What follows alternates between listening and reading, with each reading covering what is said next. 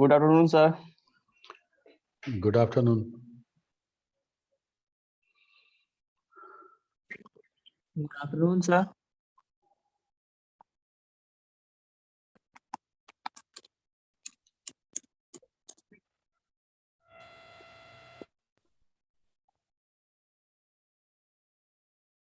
Good afternoon, sir.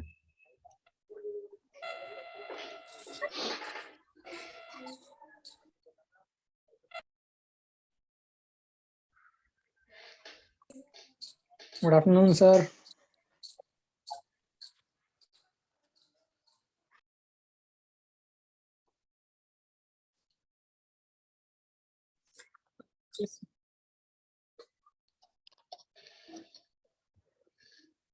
Good afternoon.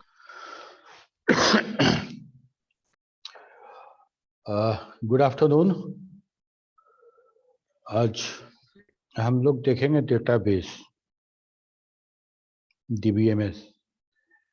तो हमको लगता है कि फॉक्सट्रो का कुछ तो याद होगा तुम लोग को कि सब भूल गए। याद है याद सर। है सर। याद है सर। याद है। तो FoxPro was also a database management system.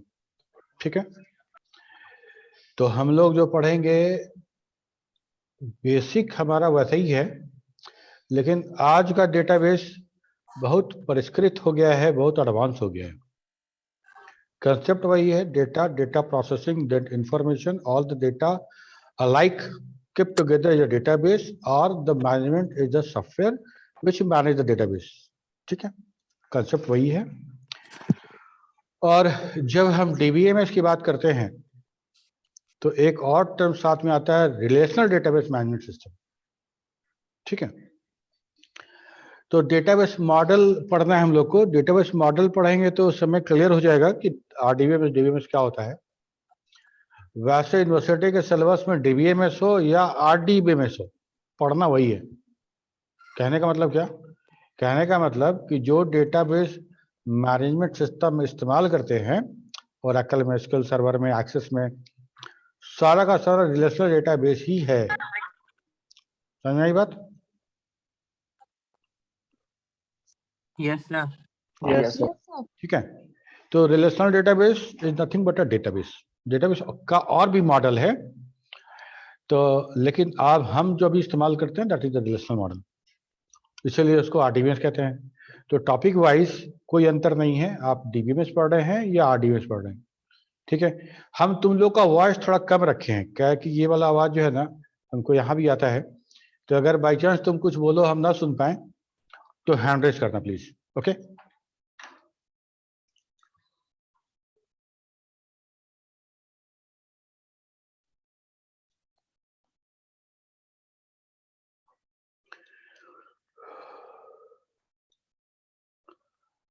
कैसा थंबनेल अच्छा है ना डेटाबेस का? Yes sir. Yes, sir.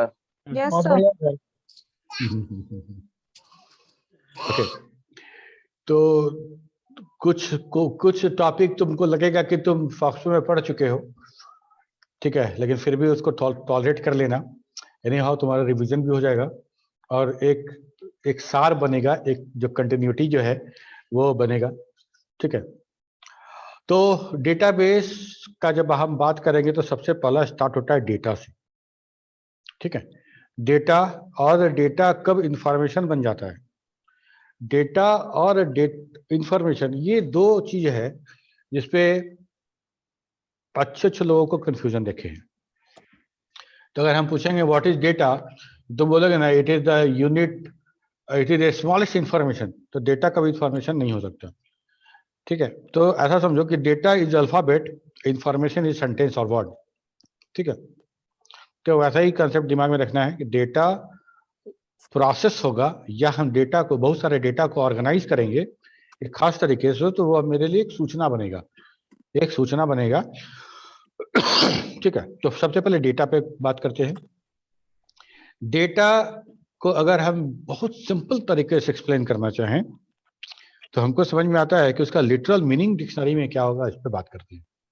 ठीक है, तो कोई IT नहीं, कोई कंप्यूटर साइंस नहीं, कुछ नहीं, सिर्फ डेटा इन डिक्शनरी। तो according to Cambridge dictionary, data are the facts और नंबर कलेक्टेड हमको लगता है ये वाला डिस्कशन हम लोग फास्टो के टाइम में भी किए होंगे। According to Cambridge dictionary, data are facts और a number collected to be examined and considered and used to help decision making. Oxford dictionary क्या कहता है कि it is a plural noun in technical English when the singular is datum. Datum is a singular and data is always plural. Uncountable plural noun. Facts or information, especially when examined and used to find out things to make decision.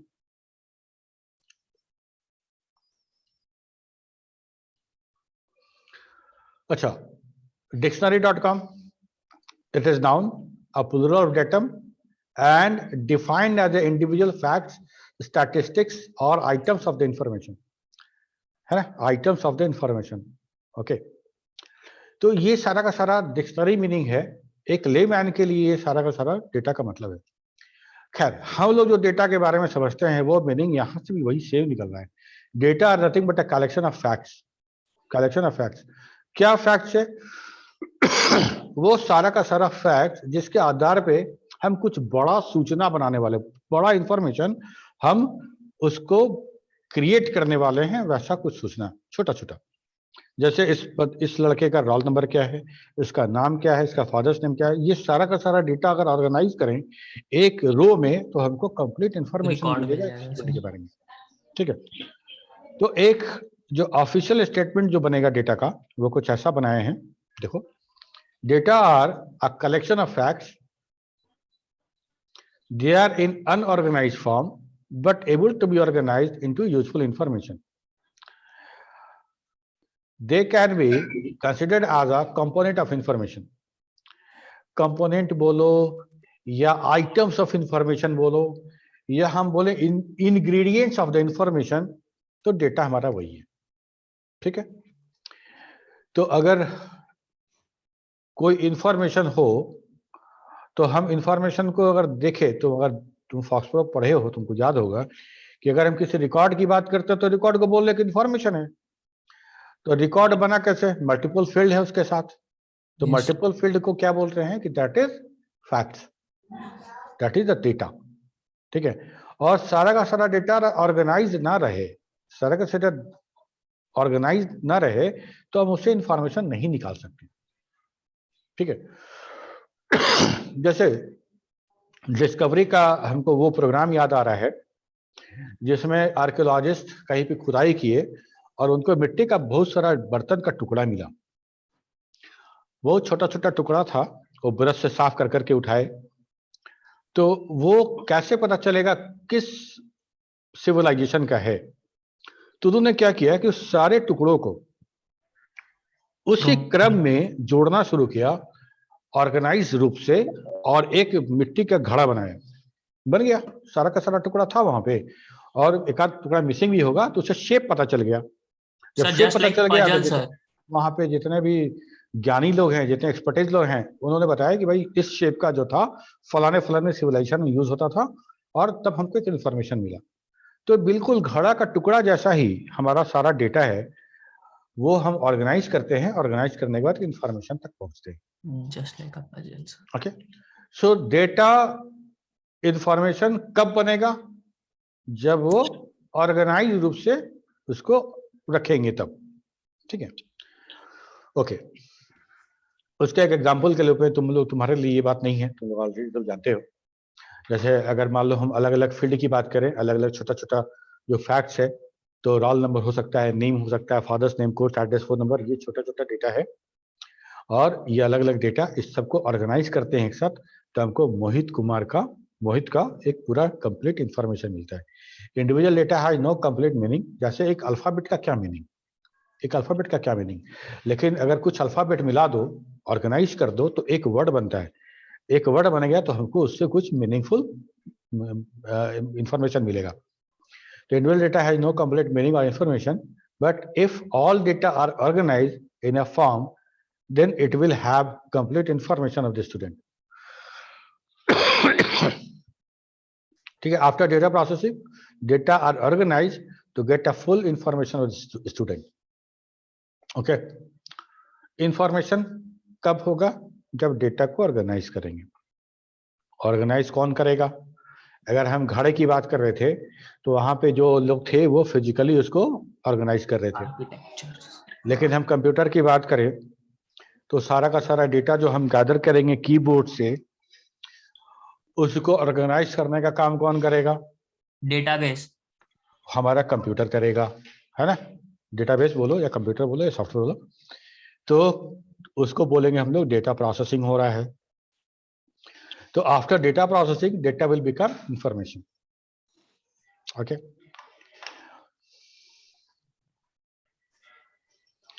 Information क्या है?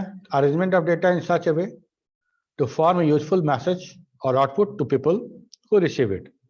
For example, in above example, a complete row describes student name with his all relevant detail. Okay. अब रहा बात what is data processing. Data processing या information processing में कहीं कहीं बात करते हैं इसके बारे में। तो वो क्या है डेटा प्रोसेसिंग? तो data will be processed by the computer software and then after processing it will become information.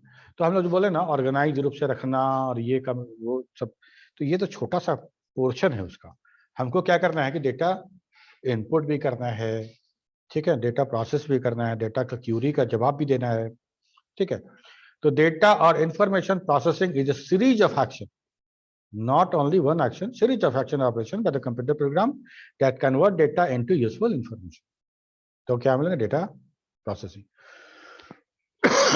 इसका मतलब तो ये हो गया कि डेटा और मिक्सी का एक तो ग्राइंडर ले लेते हैं, समझो, समझ लो कि वो प्रोसेसर है, उसको फूड प्रोसेसर बोलते भी वैसे। डेटा लिए फूड प्रोसेसर में डाले, मतलब डेटा प्रोसेसर में डाले, चला दिए, तो जो निकलेगा वो इंफॉर्मेशन होगा। Okay, data processed by the software and it will become information, and that software is nothing but a DBMS. हम लोग आगे बढ़ते हैं। By computer program, all same data type of data is organized as a way to have all information of group of students. This collection can be understood as a database. Database कब बात करेंगे? जब एक collection of data same type के data को collect कर रहा है तो that will become a database.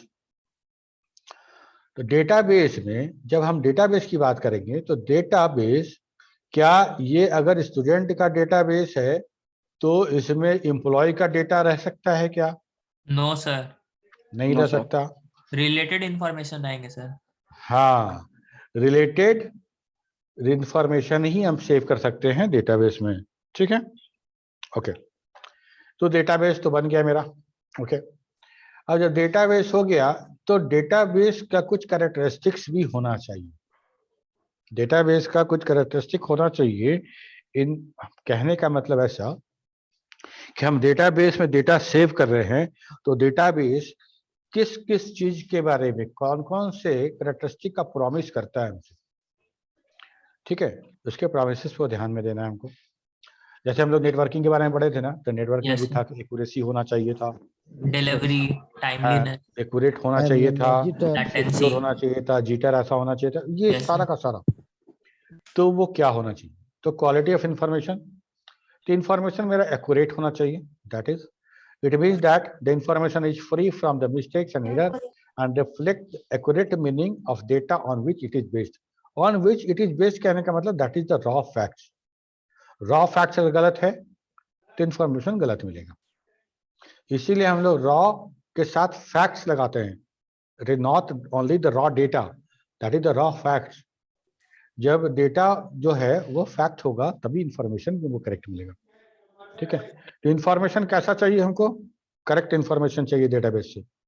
Okay, timeliness, क्या हमको डेटाबेस से कोई इंफॉर्मेशन लेने के लिए इनफाइनाइट टाइम तक वेट करना पड़ेगा? No sir. Provide information to the recipient in needed time frame, है ना। It means that the recipient can get the information when they need it. As example, yesterday newspaper or stock pick info has no or little value today. ठीक है, तो हमारा information ऐसा नहीं है कि हम 21 के एज में हम क्यूरी किए माई एज, और मेरा जब 22 पूरा गया तब हमको रिजल्ट मिला। ठीक है, तो टाइम इन जो फ्रेम है that is also important. Relevant भी होना चाहिए। रिलेवेंसी में the use of information for a particular person. एक ही डेटाबेस से हर आदमी अलग अलग इंफॉर्मेशन का ख्वाहिश रख सकता है। तुम्हारा डेटाबेस है, तुम्हारे डेटाबेस में हो सकता है तुम ये देखना चाहो कि तुम्हारा कितना फी अभी बैलेंस है, ड्यूज कितना है। कोई ये देखना चाहेगा कि मेरा हम जो एप्लीकेशन देख के अपना एड्रेस अपडेट कराए थे नया वाला, वो हुआ कि नहीं हुआ। ठीक है, कोई अपना नाम देखना चाहेगा कि मेरा नाम करेक्ट है कि नहीं है। एक ही डेटाबेस से कई तरह के इंफॉर्मेशन अलग अलग रेसिपिएंट को रिक्वायर हो सकता है। ठीक है, तो रिलेवेंट होना चाहिए। हम जो क्यूरी करें, हम जो डेटाबेस इंफॉर्मेशन चाहते हैं, डेटाबेस मेरे नीड के रिलेवेंट हमको इंफॉर्मेशन प्रोवाइड करे। वो information that is relevant to one person might not be relevant for the another, so information should match the receiver's need. Completeness, आधा अधूरा इंफॉर्मेशन खतरे से खाली नहीं है। नीम हकीम खतरे जान वाला बात है ना। तो इंफॉर्मेशन अगर हाफ वे है तो that is more dangerous than no information. It is measurement of the comprehensiveness. It is required to ensure that the information provided gives the complete picture और reality and not a part of the picture.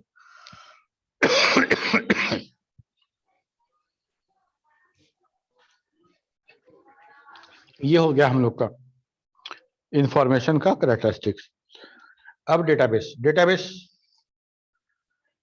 हम database कब से इस्तेमाल कर रहे हैं? From the very beginning sir. हाँ, database देखो, डेटा का रख रखाव जो है ना, हम सिविलाइजेशन का वो टाइम याद करो। याद क्या करोगे, हम लोग थोड़े कि जिए हैं जो याद आएगा।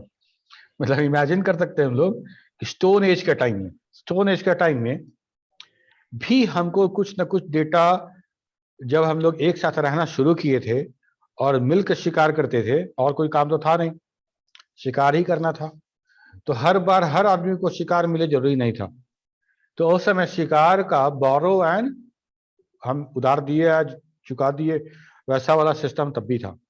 ठीक है, तो उस समय भी हमको एक डेटाबेस की आवश्यकता थी, बुक कीपिंग की आवश्यकता उस समय भी थी कि हम आज किसको क्या दिए। लिखना पढ़ना तो जानते नहीं थे, कुछ नहीं पता था। ठीक है, तो database not new, this has been done since we need not even know how to read and write. And as we become proficient in reading and writing data, our method also got advanced, and today we store these database through computer. कल के data में हम और कुछ जान जाएंगे तो database को ऐसे ही इस्तेमाल करेंगे। आज भी तुम जानते हो डेटाबेस अब बहुत पुराना हो गया है। अभी जो डेटाबेस का बात हम करते हैं दैट इज स्ट्रक्चर्ड डेटा, ये पूरे डेटा का 20% ओनली है। 80% डेटा अनस्ट्रक्चर्ड डेटा है। SQL, no SQL database, big data है ना, डेटा साइंस।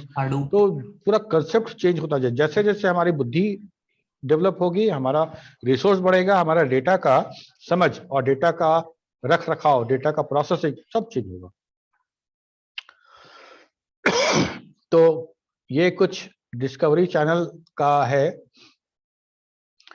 कि वहां खुदाई में इस तरह का कुछ मिला था, जिससे ये पता चलता है कि उस समय भी लोग डेटाबेस या बुक कीपिंग या जो इंफॉर्मेशन स्टोर करते थे अपने अपने तरीके से।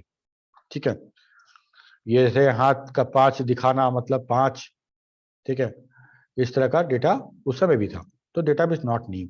अलग बात है कि हम जब डेटाबेस जैसे जैसे हमारा पढ़ना लिखना में तरक्की हुआ, हम डेवलप किए, वैसे वैसे हमारा डेटा स्टोर करने का भी तरीका बदलता गया। इसका जब हम पढ़ना लिखना सीखे तो इस तरह से डेटा स्टोर करना शुरू किए। ठीक है, बही खाता जिसको बोलते हैं। ओके, और आज भी धोबी का कपड़ा, घर का खर्चा, डेली एक्सपेंसेस, ये सारा का सारा जो लिखते हैं that is nothing but a database, structure database. तो डेटाबेस को अगर हम लोग डिफाइन करना चाहें तो क्या बोलेंगे? Database is a shared collection of logically related data in a systematic manner that is stored to meet the requirement of different user of an organization that can easily be accessed, managed and updated. Okay, shared collection of logically related data. shared collection कहने का मतलब क्या? Database कभी भी किसी single user के लिए तो बनाते नहीं हम लोग, ठीक है? और लॉजिकली रिलेटेड कहने का मतलब कि अगर हम रोल नंबर की बात कर रहे हैं, ये रोल नंबर 10 और मोहित, इसके बीच में कुछ रिलेशन है क्या? Yes sir. क्या रोल नंबर 10 के जगह पे हम 11 रख सकते थे? No sir. No sir. नहीं, क्यों? क्योंकि रोल नंबर 10 मोहित का है और मोहित के फादर का नाम जो है वो रवि कुमार है, तो that is logically related, that all the raw facts are logically related to each other, ठीक है? तो हम लोग क्या बोलेंगे कि database is shared collection of logically related data in systematic manner, ठीक है? और डेटा इज स्टोर्ड, ऐसे स्टोर करना है that is meet the requirement of different user of the organisation. एक ही डेटाबेस से अलग अलग यूजर अलग अलग तरह के क्यूरी कर सकते हैं, ठीक है? जैसे बात करें student database, employee database, account database, customer database, ऐसा बहुत सारा डेटाबेस हम बात कर सकते हैं जहां पे उसका डिटेल रखेंगे। क्लियर है यहां तक? Yes, sir. Yes sir. Yes sir. Why we need a database? अच्छा एक ही बताओ, तुम लोग सी पढ़े हो? Yes, sir. पढ़े हो ना? Yes sir. सी में फाइल हैंडलिंग पढ़े हो? Yes, sir. Yes sir. Okay, क्या फाइल हैंडलिंग में हम डेटाबेस स्टोर डेटा फाइल में डेटा रखते हैं ना? Yes, sir. Yes sir.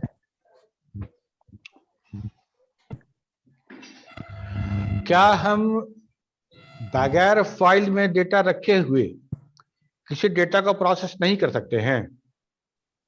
Inter roll number नाम दिए, इंटर नेम दिए, इंटर फिजिक्स मार्क्स दे दिए, केमिस्ट्री दे दिए, टोटल निकाल दिए, टोटल प्लस करके निकाल दिए और उसको एक स्लैब के अनुसार इफ एल्स करके निकाल दिए कि कितना इसका जो ग्रेड है, ए आया, बी आया, सी आया, कर सकते हैं ना?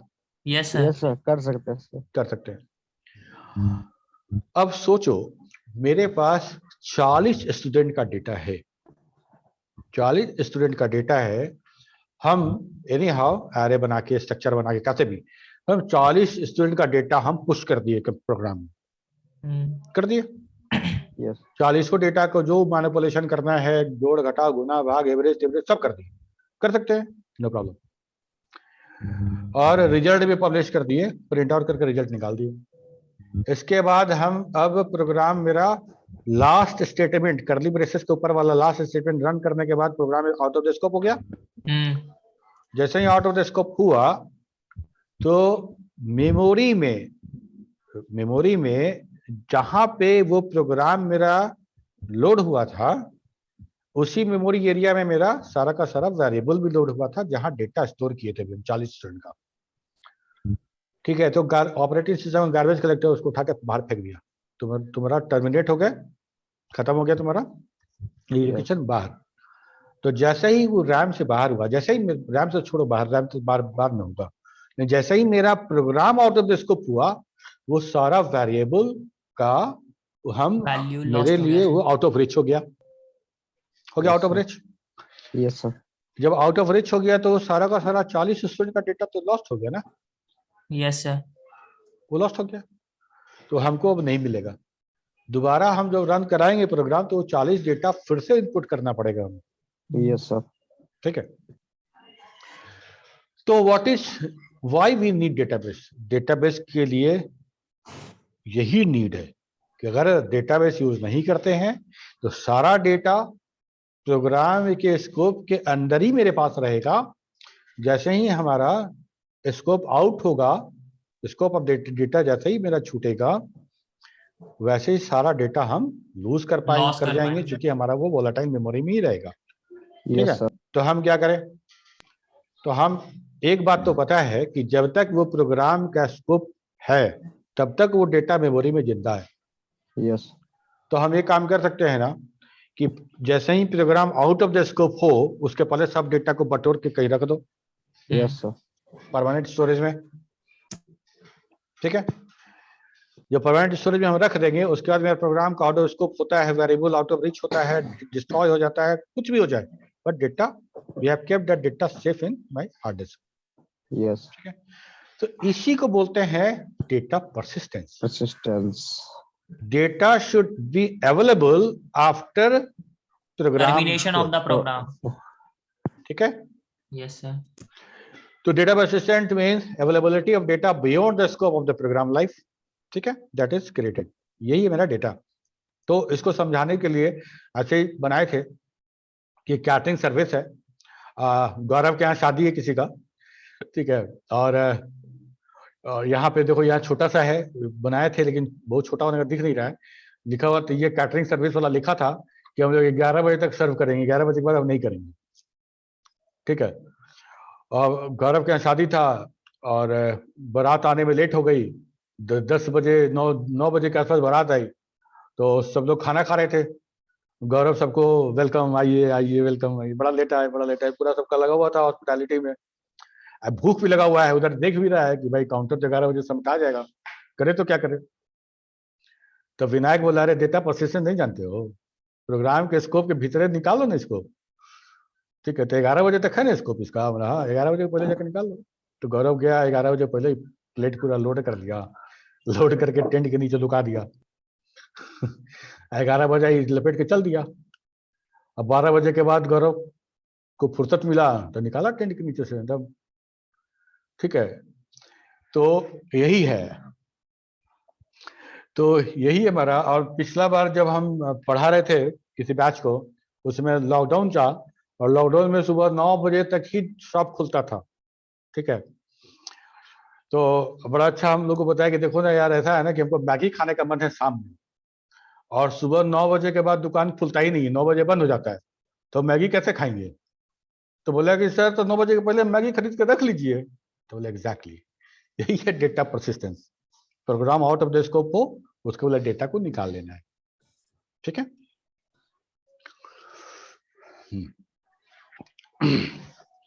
ये समझाने के लिए था कि कैसे डेटा परसिस्टेंट होता है, कैसे डेटा स्टोर करते हैं हम लोग।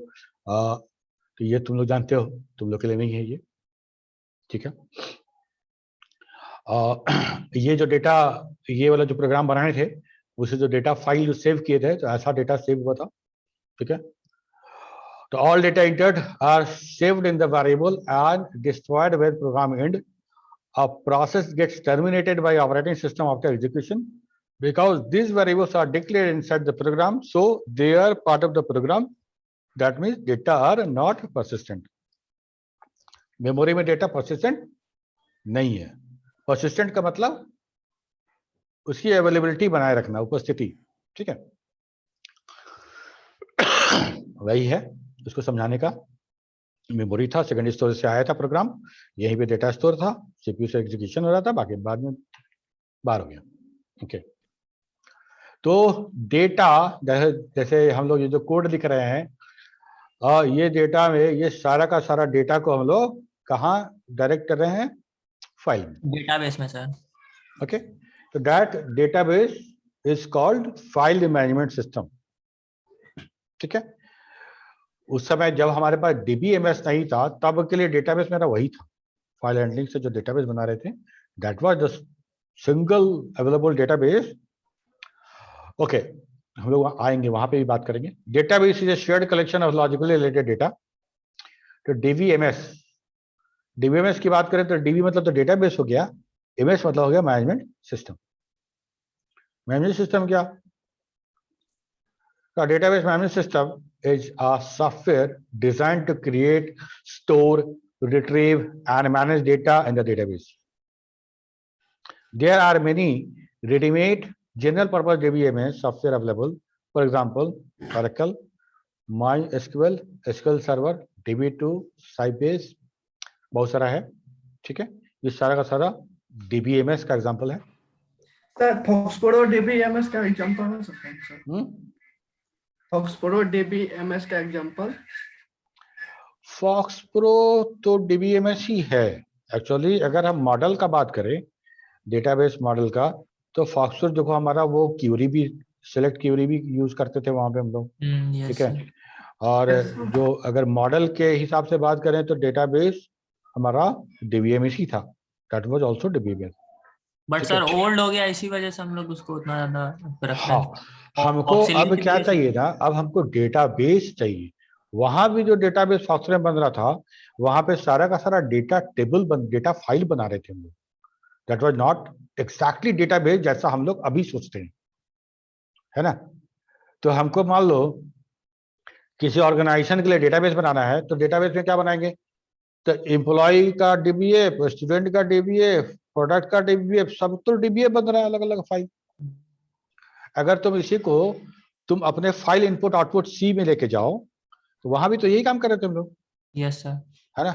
एम्प्लॉय डॉट डैट बना रहे थे, स्टूडेंट डॉट डैट बना रहे थे, प्रोडक्ट डॉट डैट बना रहे थे। हाँ, कंसेप्ट था, चेंज हो गया। वहां पे सारा का सारा काम हमको करना पड़ रहा था, यहाँ सारा का सारा काम हम फॉक्सप्रो से करवा ले रहे हैं, ठीक है। अरे फिर से बट रिपीट इट वाज कीजिए। A bit betterment than the file management system, but it was not exactly the database जिसके बारे में हम लोग बात कर रहे हैं, ठीक है।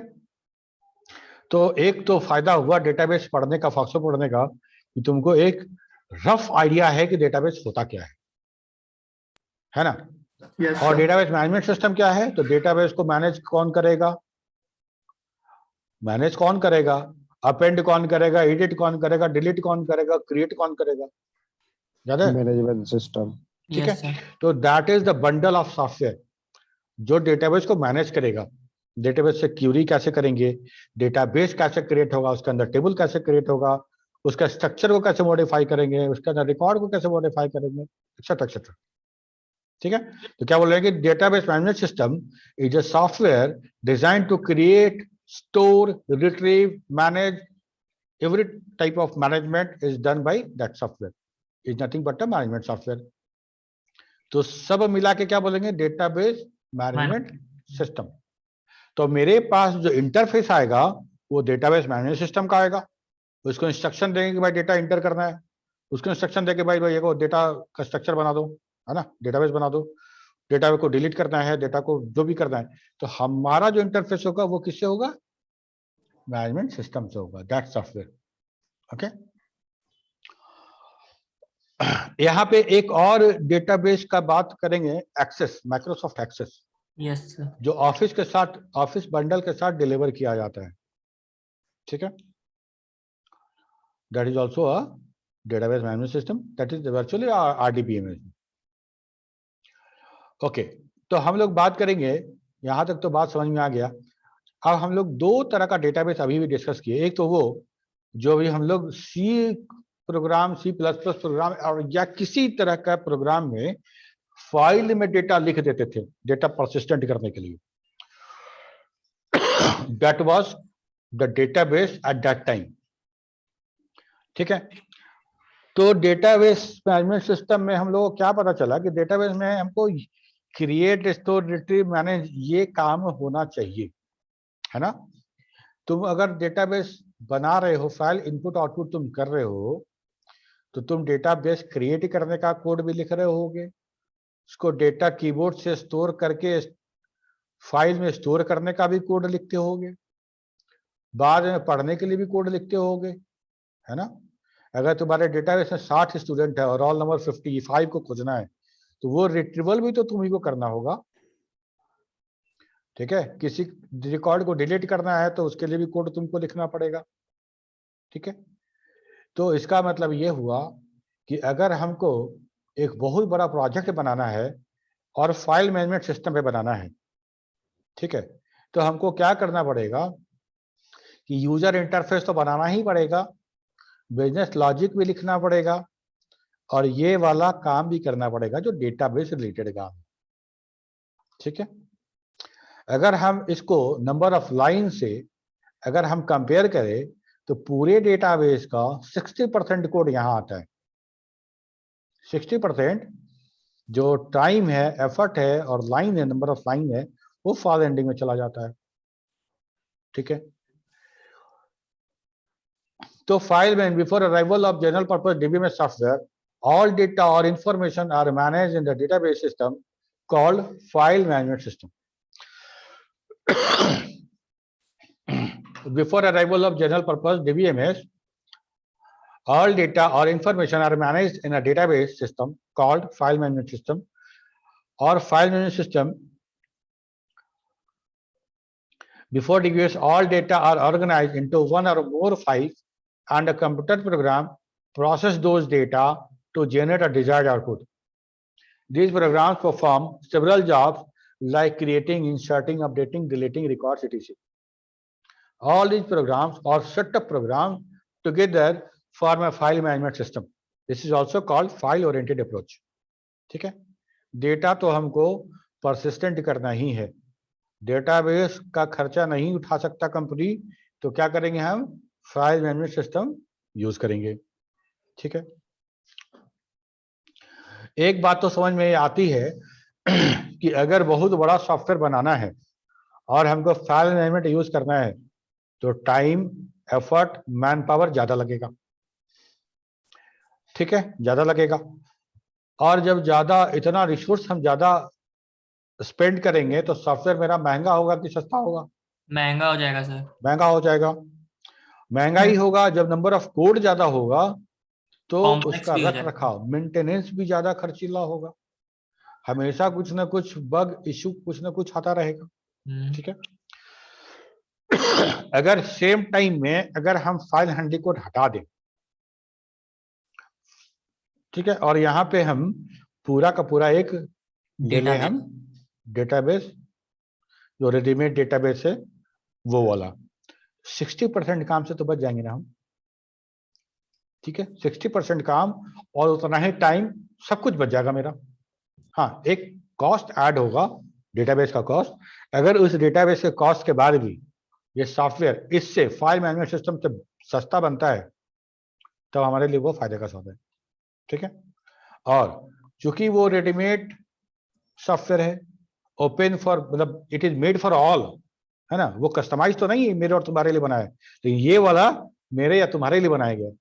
ठीक है, वो कस्टम, वो मेरा सबके लिए है, तो वो हमारा इतना वेल डिजाइंड होगा, उससे एरर आना, सिक्योरिटी इशू होना, कुछ भी वैसा बग आना, वैसा कंडीशन नहीं होगा।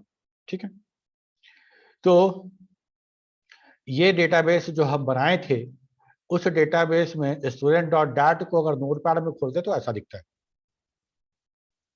ऐसा दिखेगा हमको। अब ये बताओ, क्या यहाँ पे हम इस नोटपैड है ना, नोटपैड में क्या हम यहाँ पे राइट प्रोटेक्टेड भी नहीं है? हम सिलेक्ट ऑल कंट्रोल करके डिलीट मार दें और सेव कर दें, अब बंद कर दें इसको, तो क्या प्रोग्राम में डेटा मिलेगा तुमको? No sir. No sir. नहीं मिलेगा। ठीक है, तो मान लो हम प्रोग्राम में यूजर नेम पासवर्ड लगा के बड़ा प्रोटेक्ट किए हुए हैं, ठीक है, तो लेकिन ये डेटा, ये वाला जो student.dat फाइल है, ये तो प्रोटेक्टेड नहीं है। No sir. है ना, तो इसको तो हम कुछ भी कर सकते हैं। यस। इतना ही नहीं, तुम बोलोगे कि सर पढ़ तो नहीं पा रहे हैं, no, okay, no problem, 10 line का सी में कोड लिखेंगे, इस फाइल को रीड मोड में खोलेंगे, पढ़ लेंगे ना क्या क्या लिखा हुआ है इसमें। Yes sir. Okay, protection, security एकदम नहीं। तो file management system has basic disadvantage. क्या क्या डिसएडवांटेज था वो देखेंगे हम लोग। तो डिसएडवांटेज दो लेवल पे पढ़ते हैं, एक डेवलपमेंट स्तर पे क्या डिसएडवांटेज था, और एक यूसेज लेवल पे, ऑपरेशनल लेवल पे क्या क्या डिसएडवांटेज था। ठीक है, और जो जो इसका डिसएडवांटेज है ऑब्वियसली हमारा डीबीएमएस का एडवांटेज में काउंट हो जाएगा। तो हम बना रहे हैं, हमको बनाना है, और हम जब बना रहे हैं तो हमको क्या क्या परेशानी का सामना करना पड़ेगा।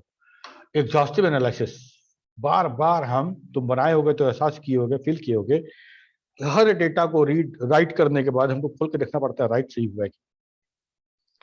अगर बहुत सारा डेटा है और बहुत सारा डेटा पे रोल नंबर, यहां से डिपार्टमेंट का आईडी लेंगे और वहां से डिपार्टमेंट पढ़ेंगे, समझे, और इस तरह का जो बात होगा ज्वाइन वाला, अगर हमको करना पड़ा तो कितना कोड लिखना पड़ेगा और कितना एनालिसिस करना पड़ेगा।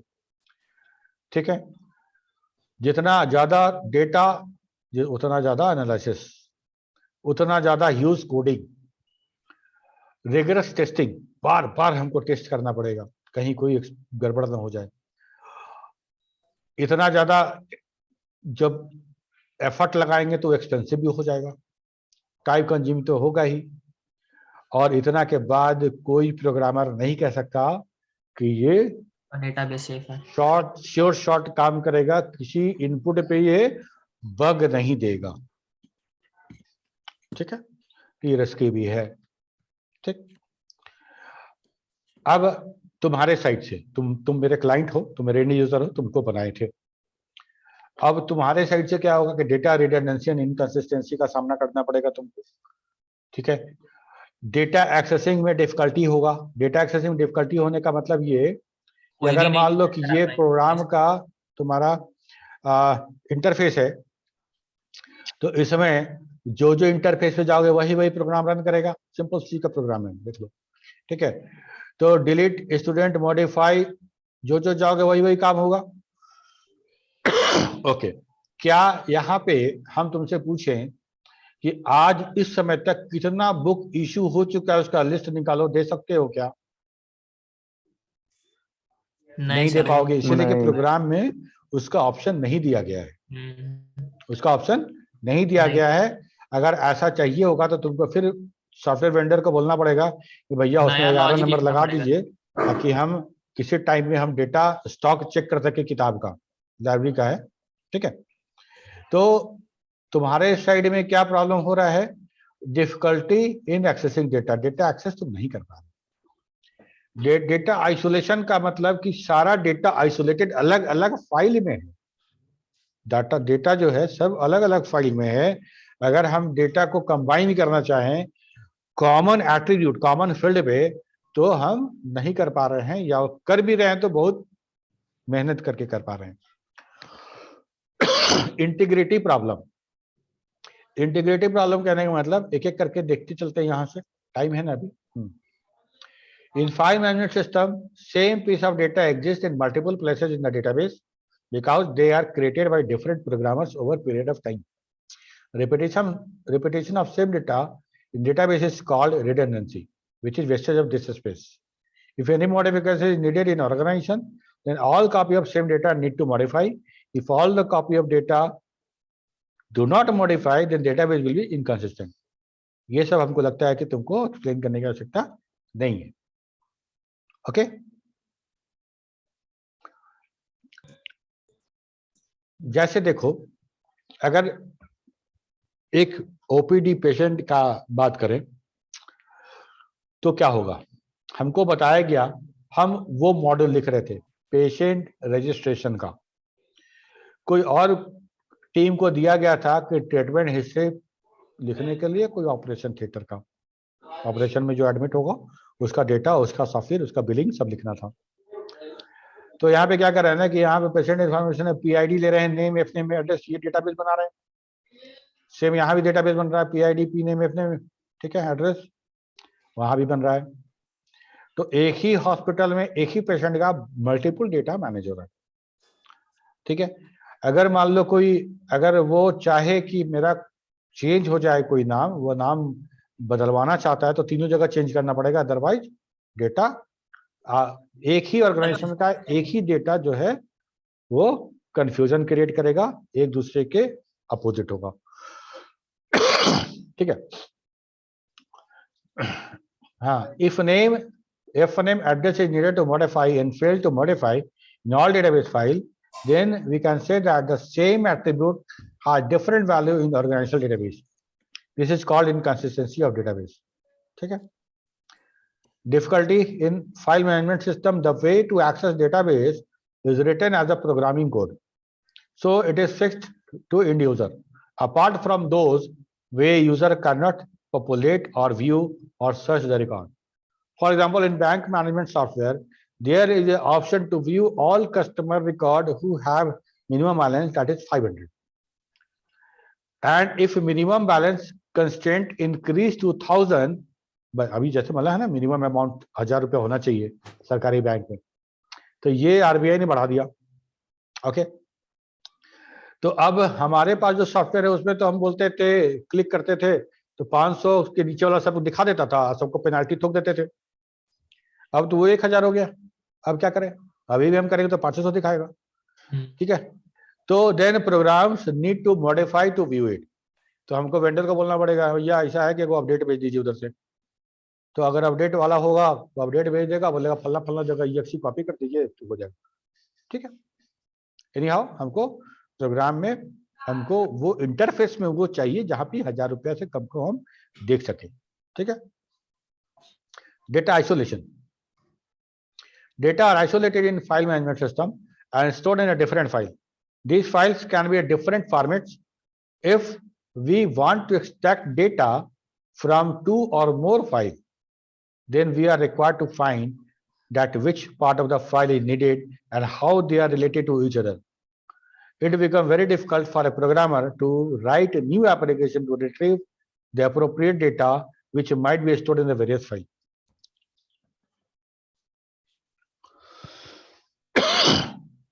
हम लोग रिडंडेंसी को हटाने के लिए क्या किए, एक डिपार्टमेंट का फाइल अलग बना दिए, डिपार्टमेंट कोड।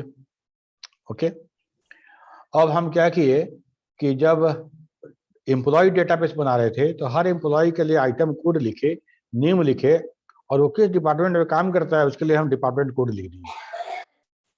ठीक है, डिपार्टमेंट कोड लिख दिए।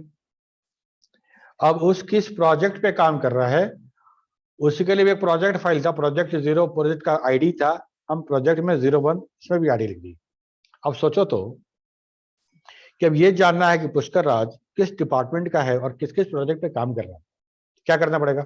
3 फाइल खोलना पड़ेगा तुमको, एक तो एम्प्लॉय फाइल, दूसरा डिपार्टमेंट फाइल, तीसरा प्रोजेक्ट फाइल। समझ में आ रही बात? Yes sir. Yes, sir. तो क्या करना पड़ेगा, सबसे पहले तुम डिपार्टमेंट फाइल खोलोगे। ठीक है, और सबसे पहले तुम खोलोगे एम्प्लॉय फाइल और पुष्कर राज का रिकॉर्ड पढ़ोगे, वहां से तुम फेच करोगे डिपार्टमेंट आईडी, उस डिपार्टमेंट आईडी को लेके जाओगे, सर्च करोगे डिपार्टमेंट टेबल से तो डिपार्टमेंट नाम मिलेगा।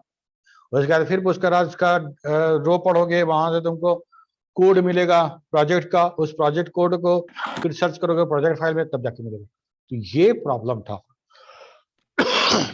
तो इससे बचने के लिए क्या करते थे ना,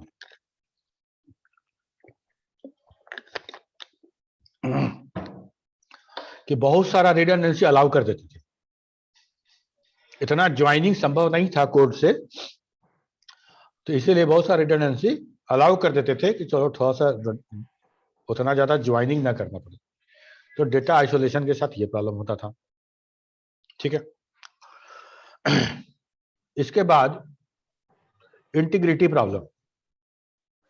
इंटीग्रिटी प्रॉब्लम कहने का मतलब कि there are some integrated constraint. Constraint मतलब कुछ रूल हम इंपोज करना चाह रहे हैं, तो वे followed for the consistent data. जैसे तुम लोग को याद होगा, तुम ही लोग के बैच में हुआ था, किस बैच में हुआ था कि 100 नंबर के एग्जाम में 120 नंबर किसी को आ गया था,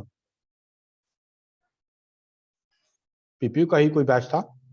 ठीक है, जितना नंबर का एग्जाम था उससे ज्यादा नंबर आया था, तो बाय मिस्टेक। तो अगर मान लो कि हम तुम्हारा नंबर इंटर कर रहे हैं कंप्यूटर में और तुमको आया है 80 ज्यादा हो जाएगा और कम कर देते हैं, तुमको आया 35, और हम 3 दाबे और 5 दाबे और 5 थोड़ा ज्यादा देर तक दब गया तो डबल 5 हो गया, 5 हो गया, मतलब 355 हो गया, और हम ध्यान नहीं दिए, इंटर कर दिए तो वो डेटा 355 चला गया।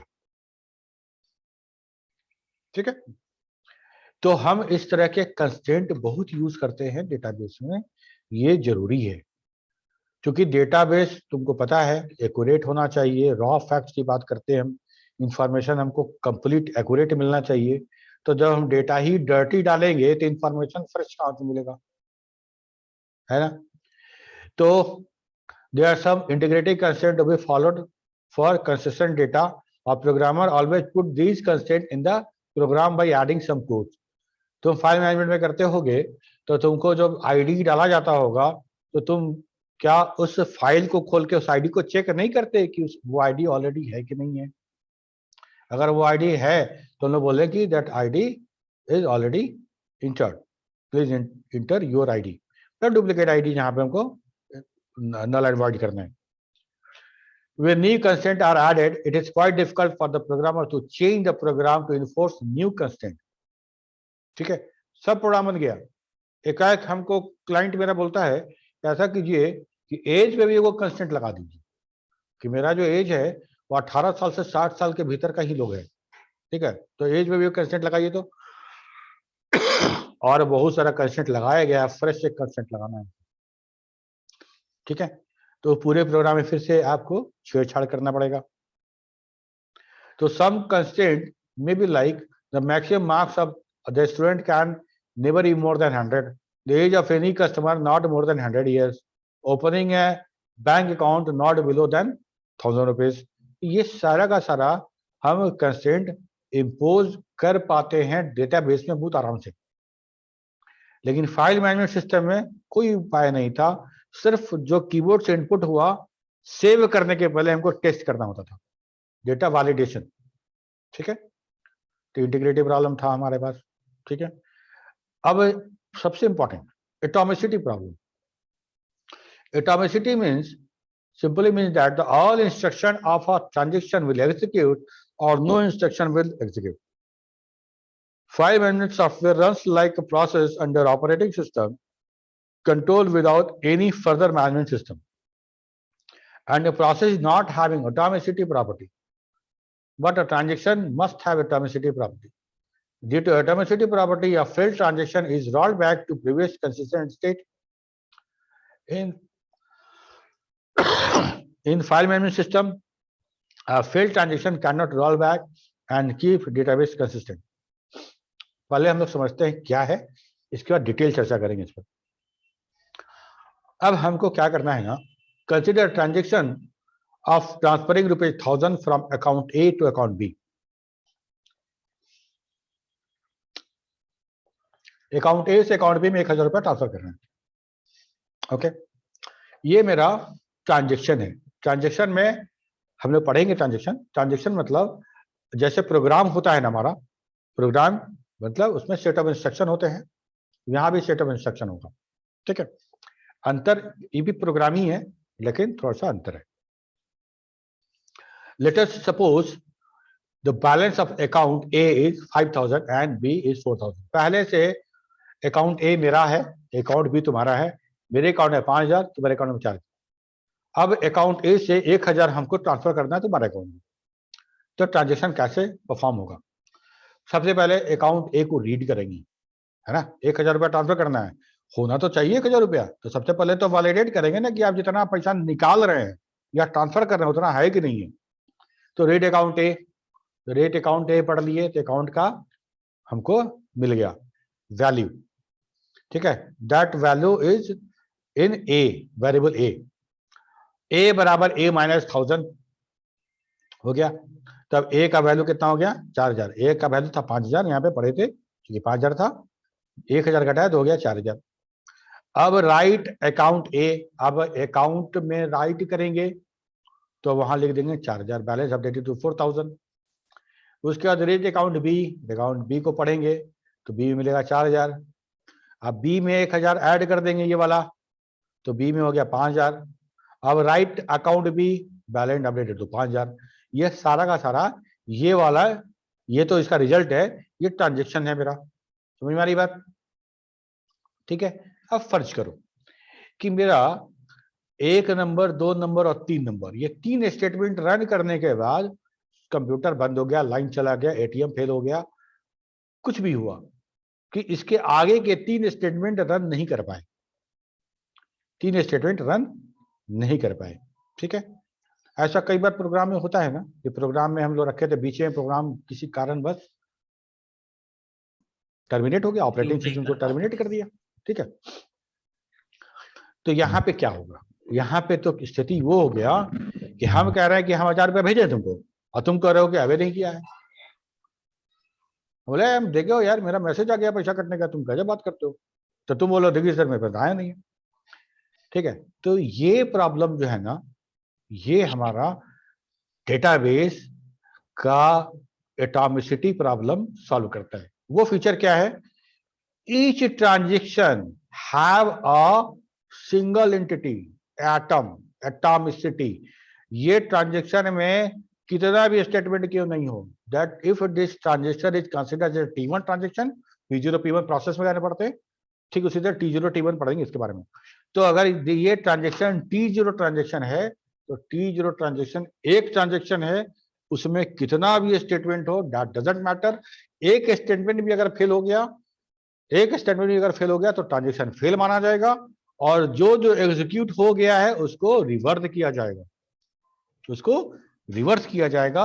अगर यहाँ पे ट्रांजेक्शन फेल हो गया और हमारा डेटाबेस मैनेजमेंट सिस्टम, ठीक है, वो बाद में ट्रांजेक्शन कंप्लीट होने के बाद देखता है कि क्या डेटाबेस अभी भी इनकंसिस्टेंट है, कंसिस्टेंट है कि नहीं है। कैसे देखेगा? ट्रांजेक्शन स्टार्ट होने के पहले a प्लस बी का वैल्यू जोड़ लेगा, ट्रांजेक्शन खत्म होने के बाद a प्लस बी का वैल्यू जोड़ेगा। अगर दोनों बराबर है मतलब database was consistent before the transaction and database still consistent after the transaction. लेकिन यहाँ क्या हो रहा है? 5 और 4 9,000 था, 5 और 4 9,000 था। ट्रांजेक्शन खत्म होने के बाद मेरे पास 4,000 रह गया, तुम्हारे पास गया नहीं, तुम्हारे पास 4,000 है, तो 4 और 4 8,000 है। होना चाहिए था 9,000, लेकिन 1,000 रुपया का घपला हो गया है, 8,000 है। तो ट्रांजेक्शन स्टार्ट होने के पहले वो कंसिस्टेंट स्टेट में था और a प्लस बी उस समय 9,000 था, और ट्रांजेक्शन खत्म होने के बाद वो 8,000 है, मतलब कंसिस्टेंट स्टेट में तो नहीं है। Database is not more in the consistent state. अब डेटाबेस क्या करेगा? मतलब ट्रांजेक्शन मेरा सक्सेसफुल नहीं हुआ है, चलो तो जो जो ट्रांजेक्शन हुआ सबको रिवर्स करो। ठीक है, तो क्या होगा कि जो 1,000 रुपया कटा था हमको मिल गया। अभी हम और तुम आर्गुमेंट कर ही रहे हैं, हम भेजे, हम नहीं भेजे, हम भेजे, तो तक मैसेज आ गया मेरा कि 1,000 रुपया आपका वापस क्रेडिट हो गया। बोला हो लगता है ट्रांजेक्शन फेल्ड हुआ था, वापस आ गया। ठीक है, हमेशा होता है जब हम लोग एटीएम से पैसा निकालते हैं, पैसा निकाले, मैसेज आ गया, पैसा नहीं आया, बाद में हम लोग टेंशन में आ गए क्या हो गया, लेकिन बाद में वो पैसा वापस मेरे अकाउंट में आ जाता है, अगर कोई फ्रॉड ना हो तो। नॉर्मली जहाँ तक डेटाबेस की बात है, वो फेल्ड ट्रांजेक्शन अपने आप हमारे अकाउंट में रिफ्लेक्ट कर देता है। समझ में आई बात? Yes sir. Yes, sir. यहाँ पे बहुत बड़ा इशू एक ये है, अभी हम लोग नहीं डिस्कस करेंगे, बहुत अर्ली स्टेज में हो तुम लोग, कि हमारा प्रोग्राम है ना, प्रोसेस P0 P1 P2 जो रेडियो में लगता है ना, वो एटॉमिक नेचर का नहीं होता है। वो एटॉमिक नेचर का नहीं होता है। अगर 12 स्टेटमेंट है, 8 स्टेटमेंट के बाद प्रोग्राम किसी कारण से टर्मिनेट हो गया, तो बाकी जो रन कर चुका है वो हमारा रिवर्स नहीं होगा। वही हमारा ये जो है हमारा T0 T1 T2 ट्रांजेक्शन, ये भी एग्जीक्यूट उसी प्रोसेस क्यू में करेगा P0 P1 के रूप में, लेकिन ये रोल बैक कर जाता है अगर पूरा का पूरा ट्रांजेक्शन एक साथ एग्जीक्यूट नहीं होता है, तो दैट इज एटॉमिसिटी। ठीक है, एटॉमिसिटी मतलब एटम से है, मतलब हम लोग पहले पढ़ते थे ना कि एटम को और छोटा नहीं तोड़ सकते। यस सर, ठीक है, स्मॉलेस्ट पार्टिकल। हाँ, तो वही कंसेप्ट है कि ये पूरा का पूरा एक यूनिट माना जाएगा, और जब एग्जीक्यूट होगा सब होगा। अगर कोई एक नहीं एग्जीक्यूट हो पाया तो जो जो एग्जीक्यूट हुआ सबको रिवर्स करना है, that is roll back. Excuse me sir. हाँ, एक मिनट इसको कंप्लीट करने दो। ठीक है, तो यहाँ पे before transaction the sum of the both account was 9,000, after failed transaction both sum account was 8,000। So after failed transaction database become inconsistent. There is no rollback possible in file management system. File management system में rollback नहीं कर सकते, क्यों? क्योंकि वो CPU, वो operating system के अंदर में सिर्फ एक प्रोसेस था जिसमें कि हम स्टेटमेंट को रोलबैक नहीं कर सकते थे। ठीक है, अच्छा एक और है, हमको लगता है टाइम हो चुका है, इसके बारे में आगे डिस्कस करेंगे। हाँ, कौन पूछा? कोमल। यस सर बोल रहा था। आज कोमल। यस सर, हम लोग का दूसरा क्लास भी है सर 3 बजे से। हाँ हाँ बस ठीक है। ठीक है फिर चलो ओके मिलते हैं अगले क्लास में सर। बाय। सर हम्म फर्स्ट स्लाइड दिखाइए, स्क्रीनशॉट लेना है। कौन सा स्लाइड? First slide sir.